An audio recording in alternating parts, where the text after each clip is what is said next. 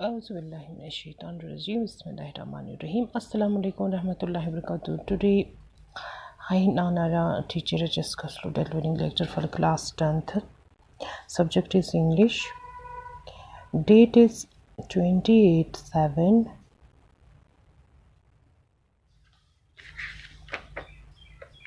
Sorry, 29.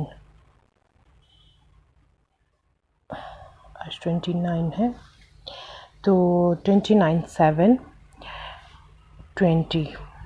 Topic is the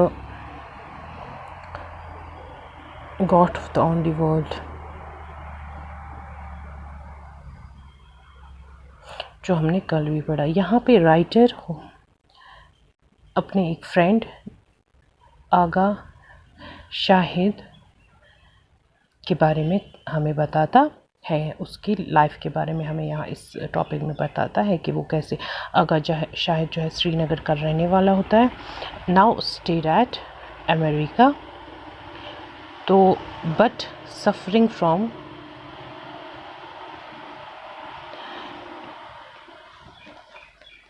brain tumour, جسے ہم دماغی کینسر بھی کہہ سکتے ہیں. تو اب وہ جو شاہد کو اب وہ جو اپنی اس فرینڈ کو جو رائٹر ہے اس کو بتاتا ہے کہ مجھے میرے بارے میں تم لکھنا کیسے، تو اسی لیے یہ پھر اس لیسن میں بھی اسی کے بارے میں لکھتا ہے. تو کل ہم نے پڑھا کہ وہ کیسے پھر باقی یہ جو کیا کہتے ہیں ان کو، باقی رائٹرز بھی ان کے پاس آتے تھے، پھر ایک محفل جماتے تھے، پھر انجوائے کرتے تھے، ایک دوسرے کو اپنی شاعری سناتے تھے وغیرہ وغیرہ. تو یہ جو رائٹر ہے یہ ہمیں بولتا ہے کہ یہ جو شاہد تھا وہ بہت ہی زیادہ خوش رہنے والا ہیپیسٹ یہ پرسن تھا وہ. تو اتنا مطلب خطرناک بیماری میں مبتلا تھا، مگر پھر بھی اپنی زندگی کے ہر ایک پل کو جی لیتا تھا. تو وہ وہاں پہ مطلب ایک ہاؤس میں رہتا تھا، 7th فلور پہ رہتا تھا. تو وہاں سے باہر کا نظارہ بھی دیکھتے تھے، ان کے گھر جاتے تھے. وہ اکثر بہت ہی مطلب خوش مزاج انسان تھا اور کھانے کا بھی شوقین تھا. وہ اکثر رسوئی گھر میں خود جاتا تھا، اگرچہ کوئی اور بھی بناتا مگر پھر بھی وہ دیکھنے جاتا تھا کہ روغن جو وہ مہک سے ہی پہچانتا تھا کہ کون سا ڈش تیار ہو گیا، ٹھیک ہو گیا، اچھا ہو گیا. اتنا اس کو کھانے پینے کا شوق تھا. نظر اس کی اب کمزور ہو گئی تھی because of this disease, but پھر بھی وہ پہچان لیتا تھا خوشبو سے ہی کہ کیسے وہ مطلب کھانے کا مطلب کھانا کیسے بناتے ہیں، بن گیا، تیار ہو گیا، تو یہ سب وہ دیکھتا تھا. تو اور یہ وہ مطلب اس کی کچھ ہابیز تھے، جیسے روغن جوش کھانا بنانا، یا بیگم اختر کے گانے سننا، یا کشور کمار کے گانے سننا، یا پرانی فلمیں دیکھنا. یہ اس کے کچھ شوق تھے. تو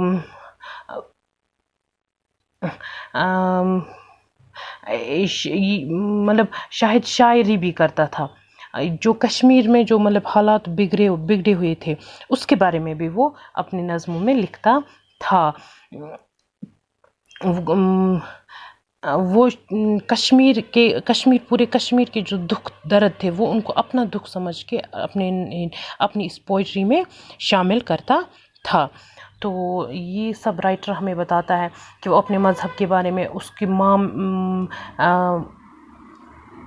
تو شاہد اگرچہ وہ کشمیر میں ہی رہا تو مگر کشمیر میں زیادہ نہیں رہا، بہت پہلے چھوڑ کے گیا تھا، مگر پھر بھی اس کو کشمیر جانا بہت پسند تھا اور وہاں پہ رہنا اچھا لگتا تھا اس کو.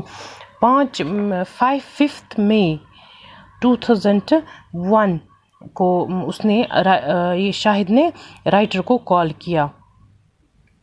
تو ڈاکٹرز نے اس کو تقریباً صرف 1 ایئر کا دیا تھا، 1 سال تک جینے کا وہ کیا کہتے ہیں مطلب دیا تھا. پھر اس نے یہ آہستہ آہستہ مطلب یہ جو رائٹر کی آہستہ آہستہ اس کو لگ رہا تھا کہ یہ اب مطلب اس کی طبیعت جو ہے زیادہ بگڑتی جا رہی تھی، حالات خراب ہوتے جا رہے تھے. اس کا جو مطلب لاسٹ جو خواہش تھی اس کی، وہ اس کو یہ سوچتا تھا کہ میں اپنی ماں سے ملوں، لیکن ایسا نہیں ہو پایا.